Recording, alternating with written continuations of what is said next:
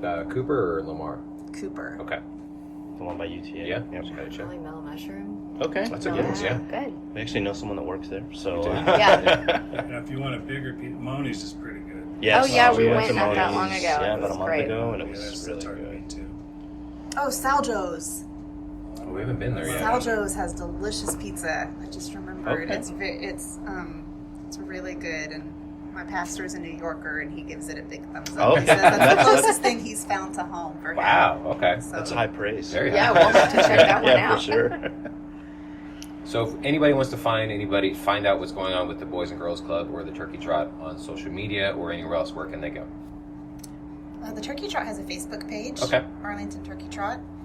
And you can find us at bgcgtc.org, Right. or just Google Boys and Girls Club, and you'll find us at Boys and Girls Club, Greater Tarrant County.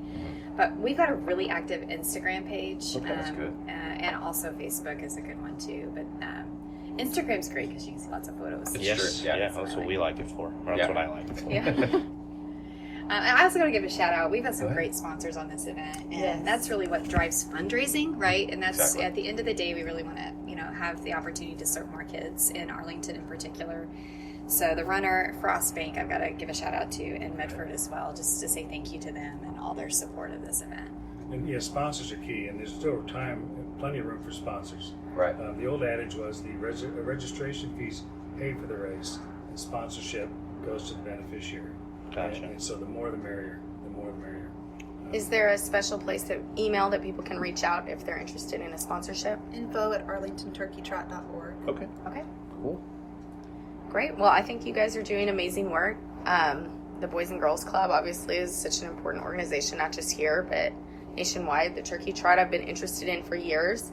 I've learned more sitting here today than I have living in the city for 13 years.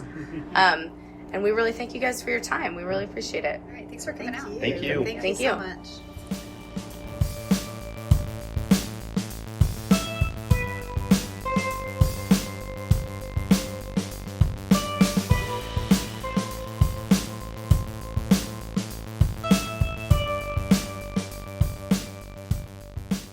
I am here with Katie Musick Peery, the director of the Fab Lab, and Emma Yang, the assistant director of the Sigma Lab. How are y'all today? We're doing great.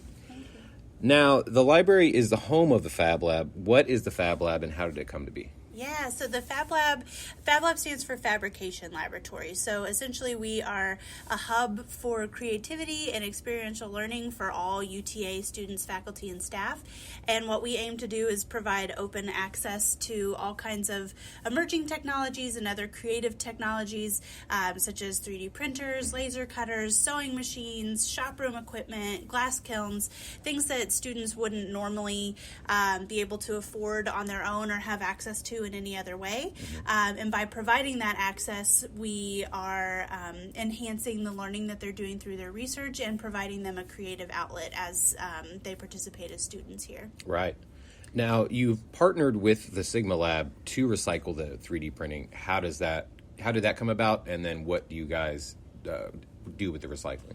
Like, how does the recycling work, I guess? Yeah, so this was essentially Emma's brainchild. She conceptualized the program and just emailed us as a source for the different plastics that people use when we are printing, 3D printing. And prior to her emailing us, we were just throwing that plastic away. So it had always been our vision when we first opened the space. We had a filament recycler that we hoped to be able to kind of break down the scraps and create new rolls of filament out of it, just to lower our footprint. But what we had was not functional. So we were essentially just throwing all of that away. And Emma really kind of opened the door for us so that we could put all of that scrap to good use. So basically in my lab, we do work related to sustainable and intelligent manufacturing. So basically both sustainable manufacturing and intelligent manufacturing. And so basically the recycling or end-of-life options for 3D printing has always been a very interesting topic in additive manufacturing, because recycling and reusing the wasted parts is a way to close the material loop of 3D printing. Right. So that's why I came up with this idea. And actually, during my interview here at UTA, I visited Fab Lab, and I got to know that they have a wide range of different 3D printers, and they use thermoplastics like PLA and ABS as their feedstock. So I think it can be a really good idea, like to evaluate the environmental impacts and to save cost, just to recycle and reuse the material waste that they generated. And also, in addition to the closed loop material flow thing, another contribution, from the research point, would be like in 3D printing, their wastes are more like in complex shapes and forms, because they have multicolor wastes, they have multi-material wastes. So in our lab, by by designing a novel recycling line, we will be able to process multicolor and multi-material wastes. Right. So yeah, we're very excited about this project, and I've recruited a PhD student and 5 or 6 undergraduate students on this team, and it's actually a multidisciplinary research project. Basically, it's me from industrial engineering, Dr. Hong from bioengineering department, and also the Fab Lab. So we are aiming to first finish this bench scale research, and hopefully in the future we might be able to actually produce feedstock that can be used by the Fab Lab. And maybe we can even promote that into like the more than 1,000 Fab Labs in the nationwide, and we're also partnering with industrial partners to talk about the possibility for actually implementing that into the actual industrial settings. Of course, we need to do some cost evaluation. Right. Yeah, like the supply chain, carbon footprint, all those evaluation. But yeah, we are also interested in exploring those options. Right, because the world is going a lot more toward 3D printing. Yes. Now, are you guys the only university that's doing this? Do you know, or are there others doing the same thing? Yes, ma'am. Recycling plastic is not new. Well, yes, but Yeah, like because we're from 3D printing. Yes, but only for 3D printing. I know a university in Ohio is trying to do that. But as far as I know, like recycling multicolor, multi-material, it's like the innovative thing that we do. Right. Yes. Okay, that makes sense.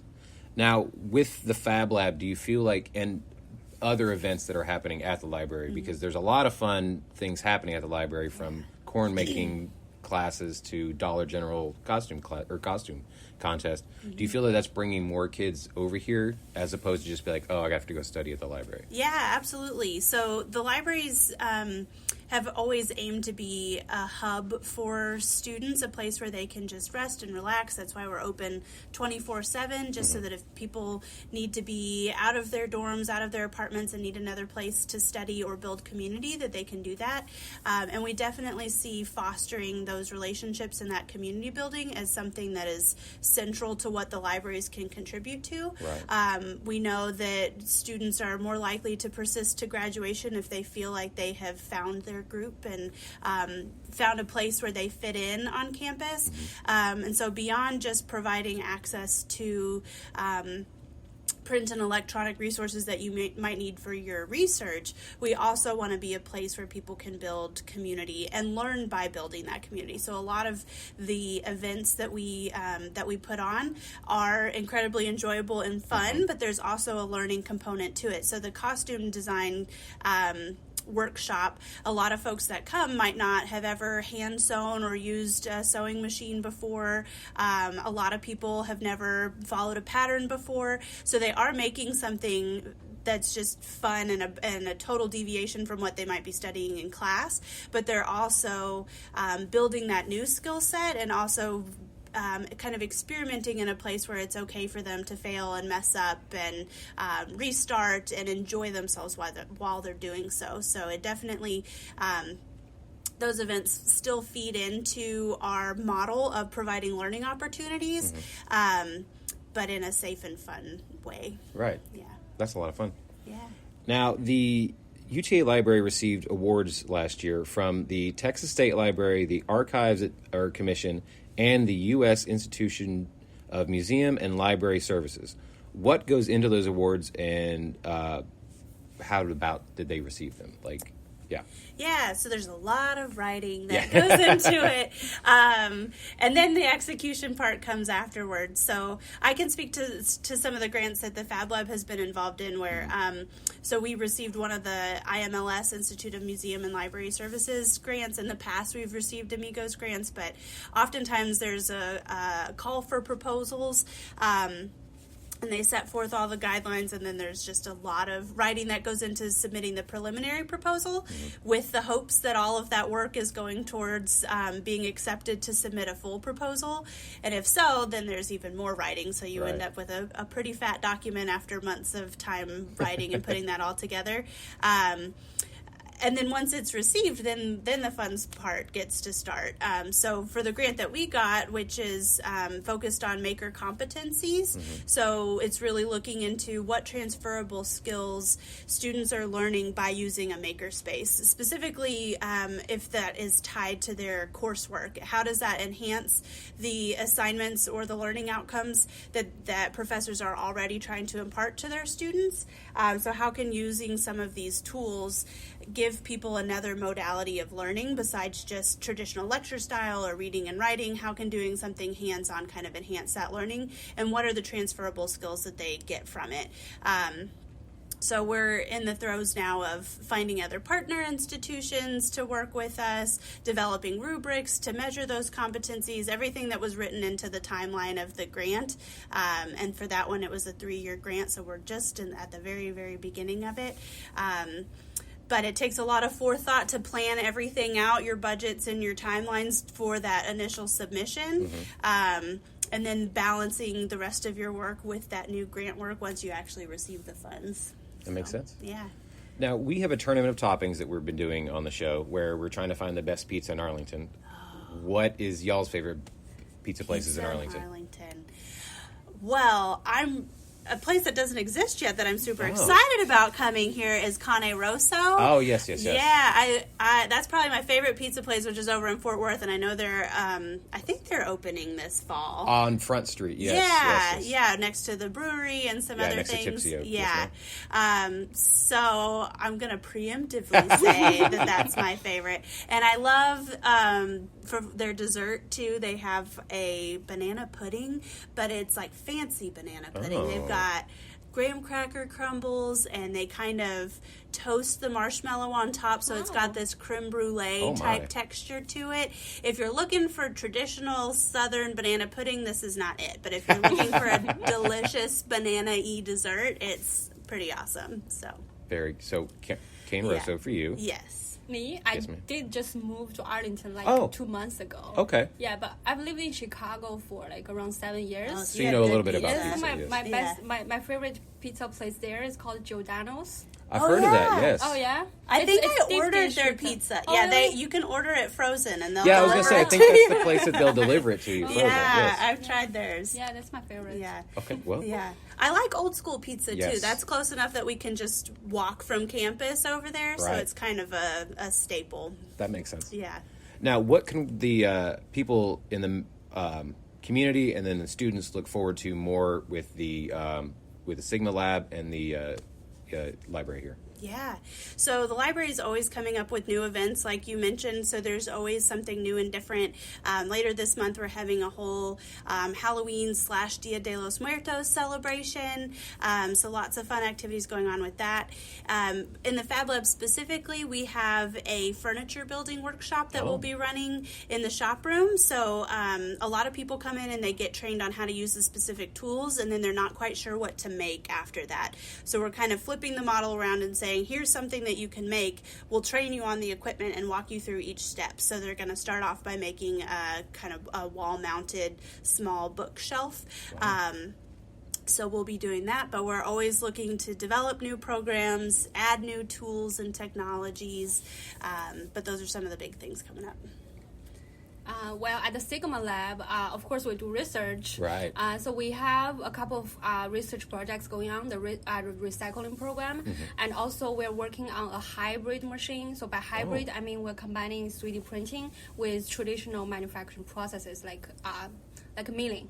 So we incorporate both process on a robot arm, 6-axis robot arm. So we'll be able to achieve, we'll be able to use the unique capabilities from both process on one single platform. Wow. Yeah, so that's a hybrid machine. And we're also doing like supply chain design for additive manufacturing and some other research projects.